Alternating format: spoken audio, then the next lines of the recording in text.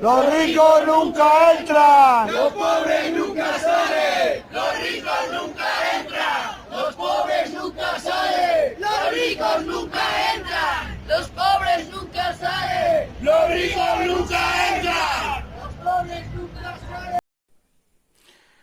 Hola, me llamo Toñi y soy la madre de Luis Manuel Acedo Sainz. Mi hijo está preso en Picassent y me lo entregaron para que muriera en casa en el 2016. Mi hijo se murió por desatención médica. Mi hijo estuvo 3 meses con dolores increíbles, insufribles, adelgazando a chorros hasta 20 kilos, 20 y tantos kilos perdió en ese tiempo. Mi hijo era una persona que le gustaba cuidarse, quería que la cárcel no le afectara demasiado, quería salir cuanto antes y pues procuraba tener su vida repleta de actividades. Él trabajaba porque tenía un hijo fuera con 5 añitos al que mantenía y luego en sus horas de ocio le gustaba ir al gimnasio para mantenerse en forma. Fue su cuerpo deteriorándose de tal manera que tuvo que dejar de ir. En este tiempo pues no dejaba de ir al médico porque a mí me decía que se encontraba mal y que le dolía por dentro en un costado. No dejaba de ir al médico, pues yo le decía que fuera al médico y él me decía: mamá, si no dejo de ir al médico, voy cada semana al médico. Pero el médico ni me mira, ni me palpa donde digo que me duele, ni hace absolutamente nada por mí.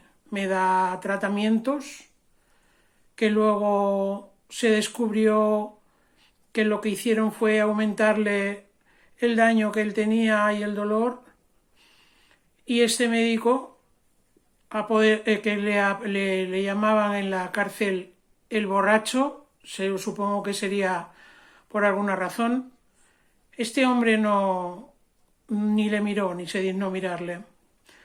Así estuvo mi hijo, fue dejando las actividades que tenía, las fue dejando.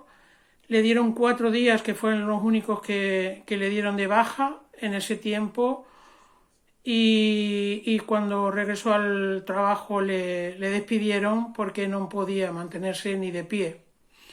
Mi hijo fue progresivamente poniéndose muy malo y en el patio sus compañeros le llevaban prácticamente en volandas porque él no podía ya ni andar.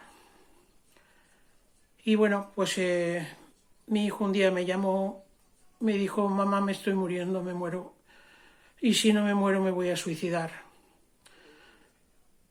Yo, como loca, llamé a la cárcel diciendo que quería hablar con el subdirector médico, con el médico, con alguien que me atendiera a alguien. Y bueno, pues me dijeron que por la tarde, bueno, pues que a mi hijo iban a llevarlo a que le vieran el médico. Le llevaron a que le viera el médico porque mi hijo se llegó a desmayar y le llegaron al médico y bueno, pues le volvieron a llevar a la prisión después de hacerle varias pruebas, de tenerlo varios días. Le volvieron a llevar a prisión. Mi hijo se desmayaba y bueno, pues cuando mi hijo, una de las veces que se desmayó, le llevaron otra vez a prisión, directamente le llevaron a oncología, con lo cual ellos ya sabían que lo que mi hijo tenía era un cáncer. Y bueno, pues de allí ya nos llamaron para que fuéramos a recogerle. Yo en principio me alegré mucho porque claro, nosotros no sabíamos nada de qué era lo que tenía mi hijo. A nosotros no nos dijeron absolutamente nada. De todo esto nos enteramos luego, que lo entraron directamente a oncología. Ellos sí sabían lo que tenía, pero nosotros no nos dijeron nada más que, bueno, pues que fuéramos a por él para que procurara curarse en casa, con la atención de la familia. Nosotros cuando yo vi a mi hijo casi me desmayo, porque mi hijo era un cadáver andante. Mi hijo había perdido 30 kilos, mi hijo era un cadáver. Entonces, bueno, empezamos pues lo que es a llevar al médico, las pruebas, las cosas, y nos dijo el oncólogo que mi hijo estaba muy mal, que iban a procurar pues llevarle a meterle en un programa de prueba para ver si podían alargarle la vida, porque si no mi hijo se me moría en menos de 3 meses. Luego resultó que mi hijo estaba tan mal que nos dijo el oncólogo que ni siquiera podían hacer eso porque mi hijo estaba muy grave. Tenía un cáncer de páncreas en radio 4, que es el último, el peor, en el momento peor, cuando ya tienes fecha para morirte. O sea que mi hijo, cuando se murió, salió de prisión, efectivamente tenía una fecha para morirse. Salió con una cadena de muerte en la mano. Nosotros estuvimos con él hasta que él decidió que ya quería irse, porque era insufrible, él se le descontrolaba el dolor y quería irse ya. Su oncólogo se portó con nosotros muy bien, nos dijo que cuando él estuviera preparado, pues que lo dijera, le daría una buena muerte. Y bueno, pues así efectivamente pasó. Mi hijo murió el día 5 de agosto del 2016 a las 9:45 de la mañana. Y bueno, nosotros ya a partir de ahí no sabíamos qué hacer. Efectivamente, nosotros nos encontramos con que de pronto no sabíamos dónde dirigirnos, no sabíamos qué hacer. Y bueno, pues por mediación de gente, al final logramos llegar a Fernando, a una persona que tenía una emisora de radio que se dedicaba pues a hablar de los presos, y bueno, pues hablamos con él, nos llevaron a la radio, explicamos lo que nos había pasado con mi hijo y nos dijeron que bueno, pues íbamos a hacer una reunión, como reunirnos, conocernos y demás, y nos juntamos unas cuantas de madres, familias, que todos habíamos perdido algún miembro, para hablar de qué podíamos hacer. Queríamos tomar medidas, queríamos hacer algo, y de allí surgió pues Familia frente a la crueldad carcelaria. A nosotros verdaderamente nos dieron alas, porque nosotros, de no saber absolutamente nada que hacer, a sentirnos muy protegidos, muy apoyados, y dirigiéndonos por el camino, ¿no? Si nosotros no hubiéramos sabido qué hacer. Y bueno, a grosso modo, porque esto es muy largo, contarles que la importancia que tienen esas asociaciones y estas reuniones de gente que se dedican a ayudar a los presos, estas asociaciones y que se dedican a dar cobertura legal a gente que no tiene dinero. Por eso es tan importante. Ahora mismo están haciendo una recaudación de dinero, un crowdfunding, para pagar precisamente a abogados y a gente que, bueno, pues que han estado haciendo trabajos para presos, y por eso se está haciendo en estos momentos un crowdfunding.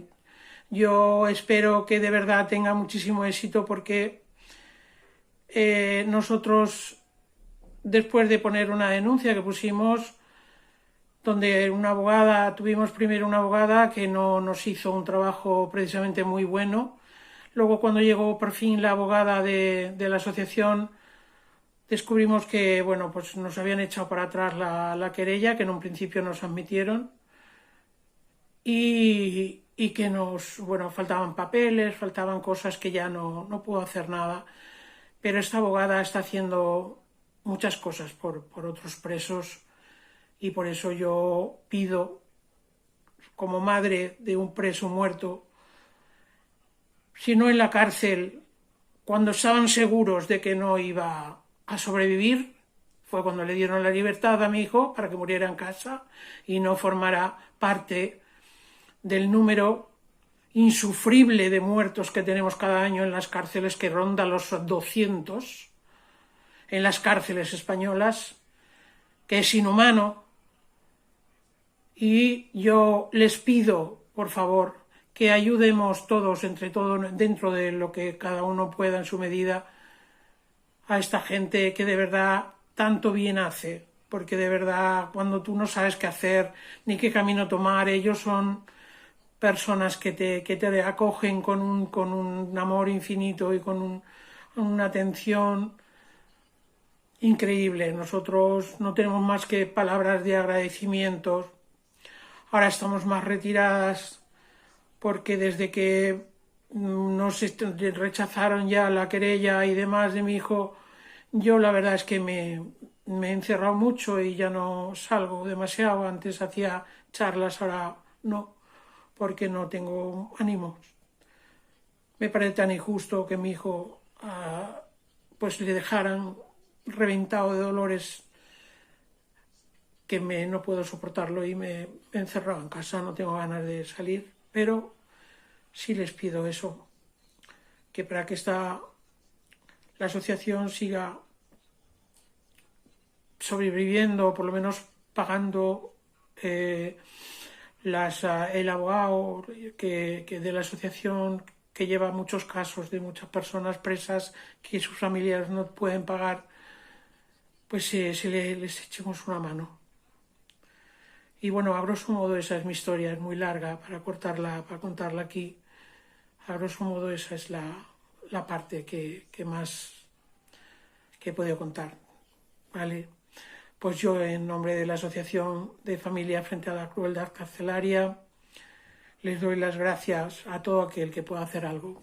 Muchas gracias. Levanta del sillón, investiga las torturas que se hacen en prisión.